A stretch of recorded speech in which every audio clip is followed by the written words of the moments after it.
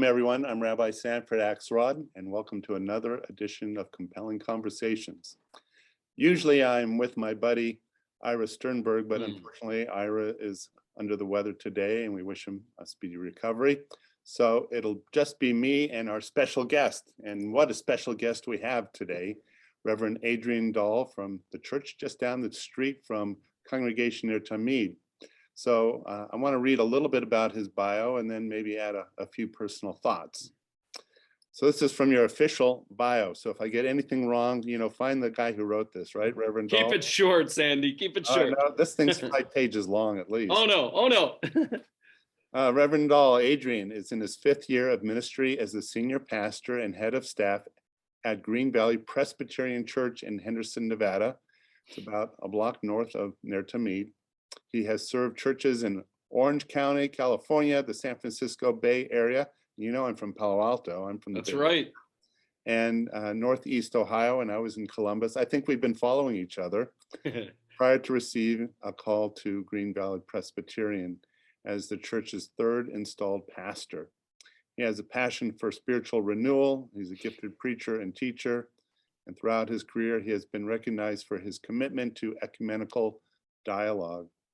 He and his wife, Janelle, have been married for 29 years, and his wife's an adjunct instructor at UNLV, and they have 2 adult children. You get to wave to your kids. There you go. And this is why we're buddies. He finds inspiration in the beauty of God's creation, enjoys hiking, music, travel, discovering new places, learning, reading, and rich conversations with good friends. Could be good conversations with rich friends, but okay too. All right, right. So that is his official bio, and we have enjoyed this warm friendship for quite a number of years. That's right. And we're recording this by Zoom. It really should be over a cup of coffee, because that's where we have our great discussions. But today I just have a bottle of water, and maybe you had the cup of coffee. I have some hot water here. Okay, pretty good. So it's the month of December, and for Jews, we always call this the month of December dilemma. But before I even get into the December dilemma, I thought, especially for the people who are watching from Congregation near Tamid, and we hope that there's a broader audience, tell us just in a nutshell how Presbyterian Christianity fits under that umbrella of Christianity. So that's a really good question. So when we talk about Presbyterianism, we are part of the Protestant church. There is the Anglican church, otherwise in this country known as Episcopal. There's the Catholic church, the Orthodox church, and the Protestant church. So we are part of the Protestant church, and Presbyterians come out of the Reformation in the 16th century. Mostly our roots are Scots-Irish. So Scot-Irish immigrants who came to this country brought Presbyterianism with them. And the emphasis, when we use that word Presbyterian, it's about how we order ourselves. It's about how we govern ourselves. But our theology would be very similar to Lutherans and Methodists. Okay. And would you say in general, Presbyterians are more into ecumenical work than perhaps other?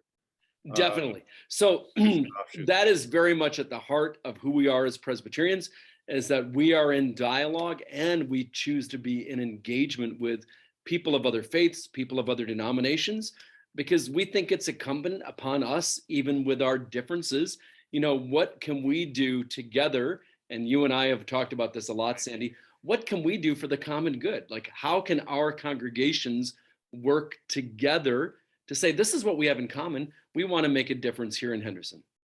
Absolutely. Well, that's terrific. So for those of you who are listening who aren't Jewish, I'll just say a quick word about Congregation near Tamid being part of the Reform movement. In Judaism, sometimes we multiply by dividing. So there's Reform, Conservative, Orthodox, Hasidic, Neo-Orthodox, Modern Orthodox.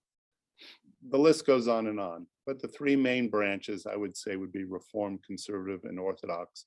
And Reform Judaism is something that formed in Germany in the early 1800s at a time of emancipation for the Jews. And so They brought with it the idea that we needed to get with the modern period, and throughout our history, we have been quick to interpret the Torah or the Bible in general in such a way that we began to ordain women as rabbis. Near Tamid, we have a female cantor, and we've had female rabbis as well. We have openly welcoming to the LGBTQ community. We believe that the Bible is divinely inspired, which is different than the Orthodox, which believes that the Torah and the Bible in general was something that is written literally by the hand of God. And so the point of view that I'm giving is perhaps a little bit more liberal, who knows, than maybe an Orthodox colleague might give. And perhaps, I don't know, maybe your point of view might be different than, say, a Catholic priest. But for now, everyone who's watching us, you have the two of us. And so let's get to the topic at hand. So for Jews, every time December comes up, we call this the December dilemma. I don't know if it's a dilemma for Christians as well, but for us as a minority, and there's only 14 million Jews in the whole world, but don't tell, everyone thinks we have a lot more Jews than that. About 6 million Jews in the US. And so we're almost always a minority, unless you live in— And to put it in perspective, how many in Israel? About 7 or 8 now. Okay, so I mean, not that many more. Most of the world's populations in Israel and America, and then Europe, South America. That's kind of okay. it. Yeah. But there's about 7 billion people. So here we are in Southern Nevada. We got about 70,000 Jews. So it's a fairly large Jewish community. And every time December comes along, we go, how is Hanukkah represented? And of course, when we talk to people, they most often think of Hanukkah as being a Jewish Christmas. And that's not the case. And we'll get into why it's not. But for you, is there any kind of December dilemma for Christians on how you might struggle with whether it's a religious holiday or a secular holiday, or how you reach out to interfaith members of your own congregation? I think that the issue you raise is we're increasingly aware of that dilemma as Christians, because Christmas is celebrated in a secular, pluralistic society by people of all faiths, whether they are Christian or not. It's not uncommon to go into someone's home who doesn't go to church, who will have a Christmas tree, someone who may have limited to no faith. They may describe themselves as agnostic, but they celebrate Christmas because of there's something within our hearts that is drawn toward this idea of goodwill, of light dawning out of darkness, of sharing love. But I think it's a challenge as you and I would look at our congregations and we think about faith formation for our families. How do we infuse these celebrations? How do we create events for our families and our children that allow them to live through the religious meanings of the Christmas holiday? And if I could just say this is not a new tension, even though I think it's becoming to the surface even more in our culture, but this has been a tension that has been with the church for years. Well, would you say that it's the commercialization of Christmas, so to speak? Yeah, that happened also with Hanukkah. A lot of it was post World War II. Before World War II, people had less income. There wasn't television and all these commercials, and so there were homemade gifts for Hanukkah, or what we call Hanukkah Geld. But for Christmas, I assume a lot of the gifts were handmade and not, fueling Madison Avenue with all these expensive gifts. Exactly. I mean, if you were to talk to my parents or your parents, yeah, I mean, they would echo that. My dad talks about very simple Christmas gifts, very, very simple. And usually they were gifts of necessity, things you might need. A sweater, a pair of socks. Right. Yep. Right. Yeah. It wasn't, what would oh, go Dad, along I with want that? this brand new CD player or this brand new computer. It's like, these are things to help you get through the year ahead. And I'm sure there was a little bit of, I'm going to have to buy this for you anyway next year. I'll wrap it up and give it to you for Christmas. Well, what did we call Christmas when we were doing our pre-interview for the show? We were working with someone on staff, and she said that in her family, Christmas is what? A bonus Hanukkah. The bonus Hanukkah gift. Hanukkah, yeah. Right, which I had never heard from. It's hysterical. And I'm still trying to decide what I'm going to get you, Sandy, for your bonus Hanukkah gift. Bonus Hanukkah. Yeah, I don't know if that's a thing. I don't even know. Well, it's now a thing between us. Yeah, how's that? Holiday between us, right? Yeah. Festivus. I don't know. Yeah. But you know, that tension that you raise, I think it's something that communities of faith have to address, because there is the secular celebration, and I'm sure that you would say, even in yourself, you enjoy that. You enjoy the lights, you enjoy the decorations, you enjoy that spirit of goodwill and cheer that tends to be more present at this time of year. And yet, if we don't step back from all of that, I still maintain that we're at risk of missing out on what it is that these religious holidays really mean for us as people of faith. And I agree with you on that. And so for Jews, here we are, and we do love the lights. We do love the Christmas specials. We love the good feeling that people have. And yet when it is only, Merry Christmas, or when 9,000 specials are about Christmas and nothing's about Hanukkah, or we get one token Hanukkah song, I have a little dreidel, and there's so much more to it. That's, I guess, when we feel a bit left out, and we want to go like this. Hey, what about us? Or we go to the store and we go, where's the blue wrapping paper? Where's the Jewish stars? Why are they putting out Passover goods at Hanukkah time? And you can't tell, but I tried to wear blue today. Oh, there you go. I tried intentionally. Oh, there you go. Well, this is actually green. Okay. Green. Okay, there we go. We're good. So part of it for us is, one, the desire to be acknowledged and recognized. And the other is the misunderstanding that people have, which is essentially that Hanukkah is a Jewish Christmas, and it's not.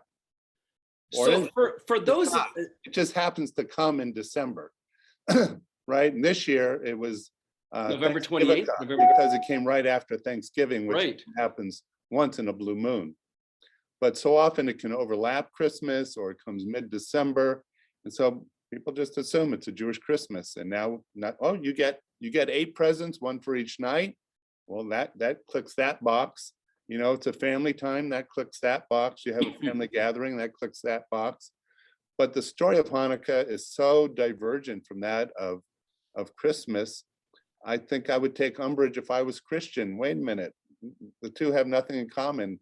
And as a rabbi, I'm saying, no, the message, it's supposed to be a minor holiday, this little Hanukkah, but it's achieved greater meaning because of its proximity towards Christmas. And Jews really want to say, hey, here I am. And so the dilemma is, how do we take, a minor holiday and make it something special, uniquely our own, and not a Jewish Christmas? So no stockings in a Jewish home, no Hanukkah bush in a Jewish home. And we have to fight against that, because sometimes the pressure of the majority culture puts its weight on our shoulders, and Jews adapt. And I'm listening to you speak, and I think it would be helpful for members of my congregation to talk about what it is that we're celebrating with the oil, right, and lighting the menorah. I mean, if you could that ends well, that's what we're celebrating. So I think, but I don't even know if many. What is Hanukkah, right? Right.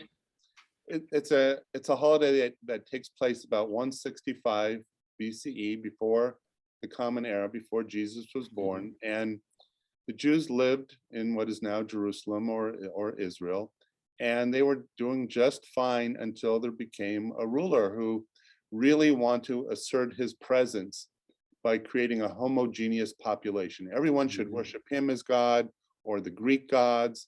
And for a while, Jews were okay with adapting to Greek culture. That's what a lot of people forget. But when they went to our temple in Jerusalem and they messed with it and they put in Greek gods and the god of, so when it was desecrated, yes, yes, that's when the rebellion started, and it lasted for 3 years. And so you had the small, and these were the Maccabees or no? yeah, they became known as the Maccabees. Okay. And Maccabees is an acronym that forms the word hammer. Maccabee is a hammer. Mhm. And they would just fight with all their might, and they did guerrilla warfare, and they recaptured the temple, and they formed the Hasmonean dynasty, which lasted over 100 years. So it was pretty successful. But once they went into the temple, they found this little cruse of oil that was supposed to light the menorah, not the menorah we use today. It was a 7-branch menorah. And supposedly, according to the story, this oil lasted for not 1 day, but for, enough time for them to go up north to Lebanon, get the oil, and come back these 8 days. But in the Talmud, it says, "My Hanukkah," what the heck is Hanukkah? Because really the rabbis did not have religious understanding, and therefore the miracle allowed them to say, hey, this is a religious holiday. But in later times, Jews lived under occupation, and the idea that Jews rebelled against the authority and won was not really a good message to give to a government. And so the rabbis wanted to downplay Hanukkah, but the Jews fell in love with it. And therefore, they started lighting the Chanukiah, the menorah, and they would put it on their window sills as an expression of pride. So this is one of those instances where the population said, we want this holiday.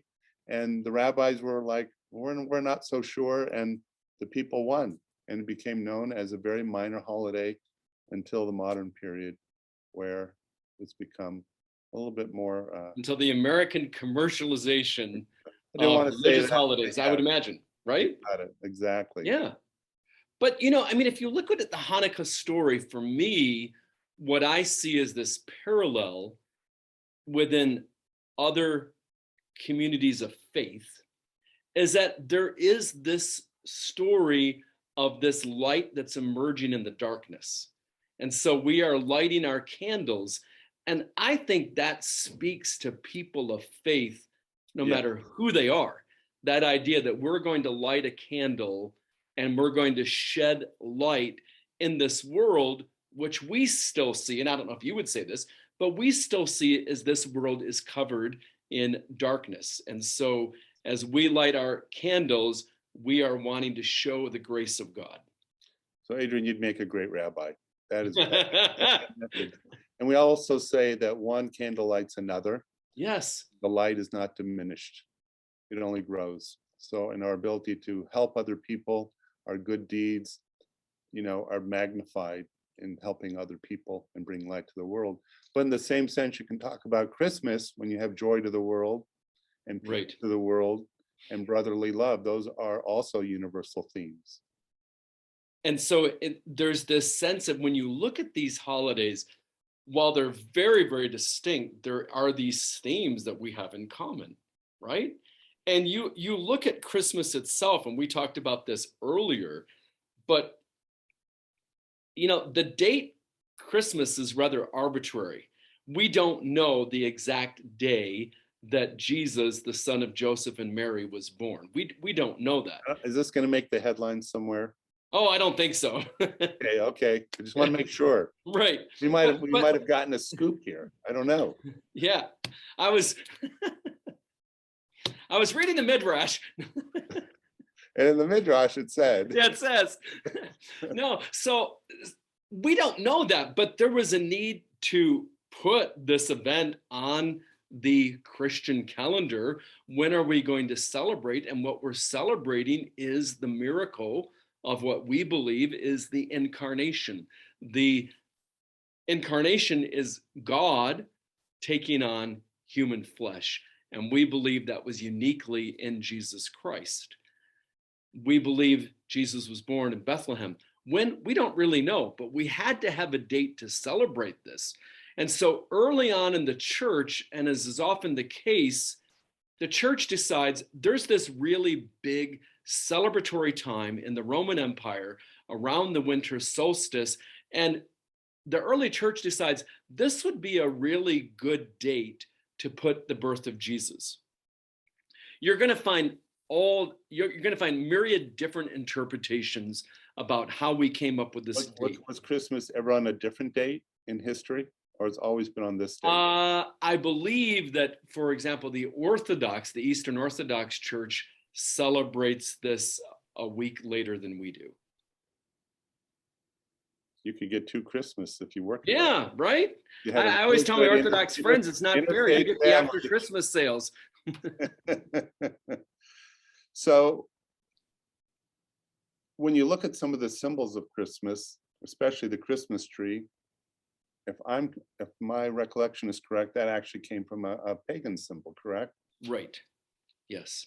So you're very right. And so that was a lot of the resistance in the church to the use of Christmas trees.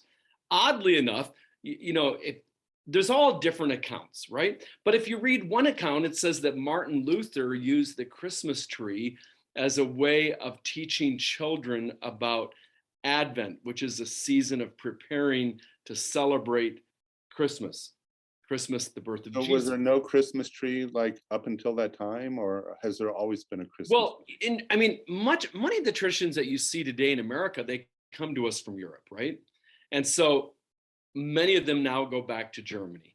The Christmas tree was used in Germany as something to decorate, to bring into the home. We do believe that it has pagan origins. My father, who's born to conservative Dutch Reformed immigrants, they were never allowed to have a Christmas tree in the house. They were never allowed to celebrate Christmas because of its said pagan origins. If we took Christmas away from Christians, even the secular ones, we'd have a rebellion here, right? That's right. And what's fascinating is if you look at when did the Christmas tree almost become ubiquitous?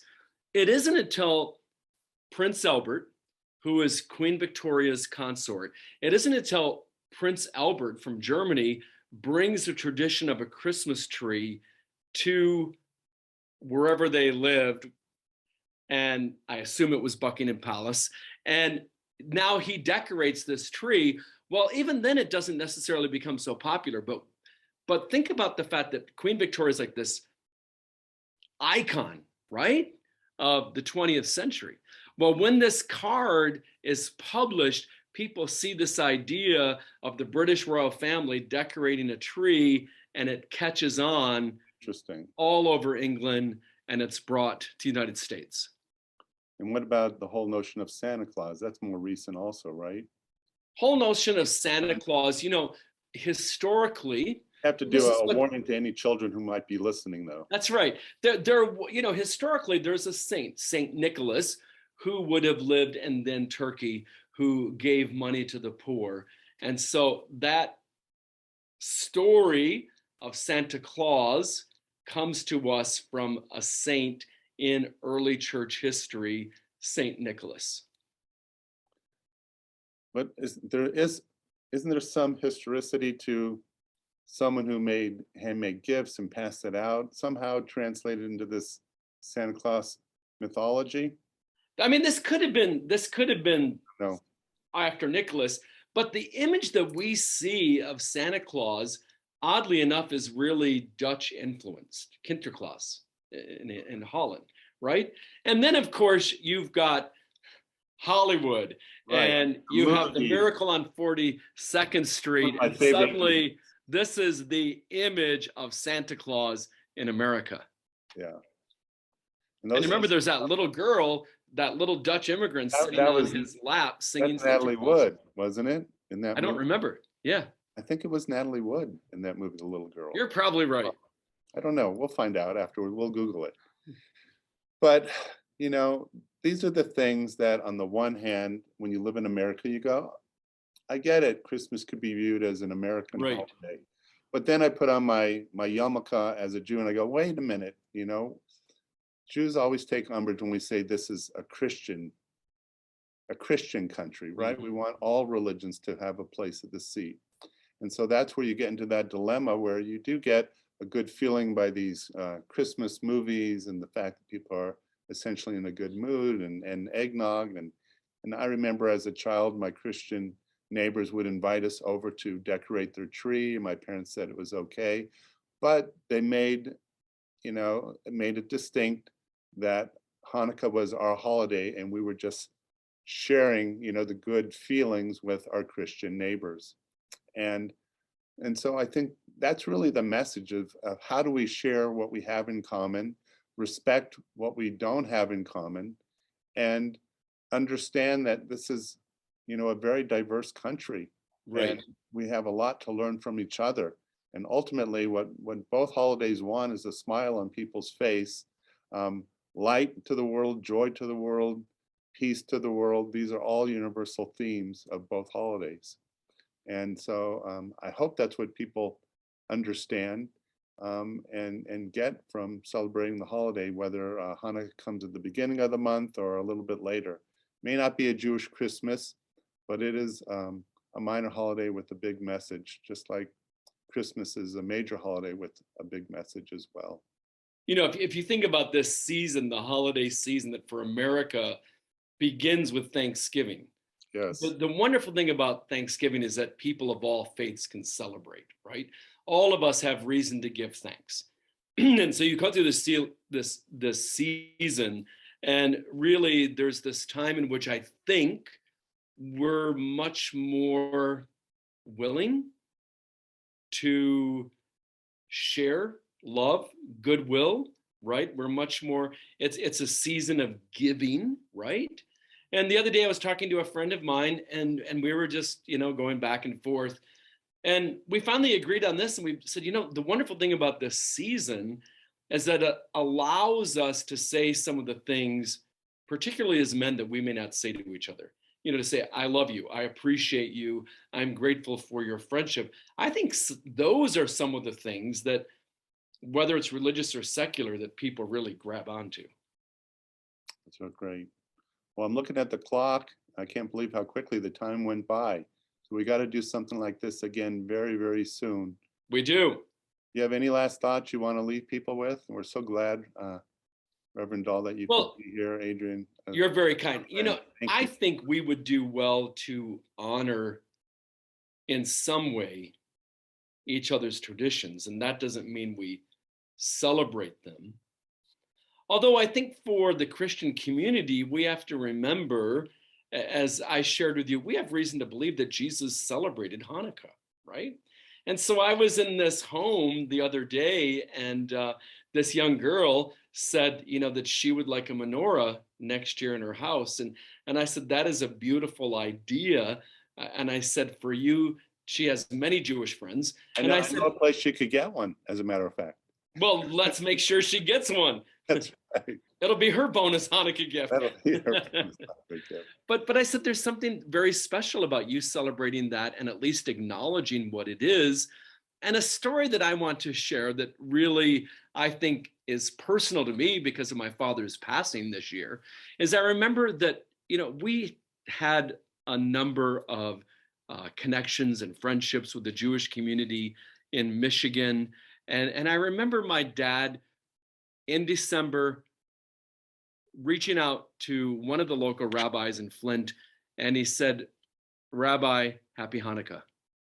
And the rabbi just sort of stopped dead in his tracks. And he said, Harold, I wasn't expecting that from you. And he started to walk away. And then he said, I've never said this to anyone before, but Merry Christmas. Mm. Those two men loved to tell that story because it was a way of saying, I'm Jewish, I'm Christian, but I can at least be in a spirit of celebration with you as you observe your religious holidays. And, that's really what you've done for us here at Green Valley. And I hope in some small way that we can do that for you. Love having you with us as well and your people coming to visit. So we continue to open up our hearts and our homes. And I look forward to doing other programs with you, Adrian. It's been a joy and a pleasure.